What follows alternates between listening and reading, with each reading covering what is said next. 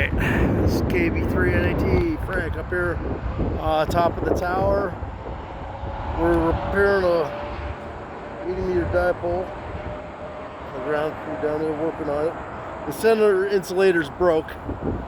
Anyhow, it's up here on the tower.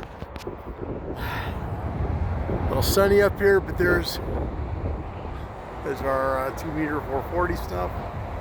Anyhow, I'm up about 80 feet. I'm gonna do this carefully. I don't want to drop my phone. Again, this is Frank, KB3NAT, from the RE tower with our safety gear on today. So, nice day for climb. Probably the last nice day. And there you go.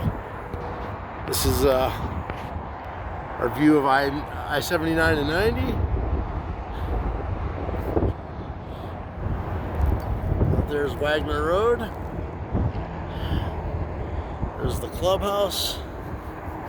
Our vehicles. The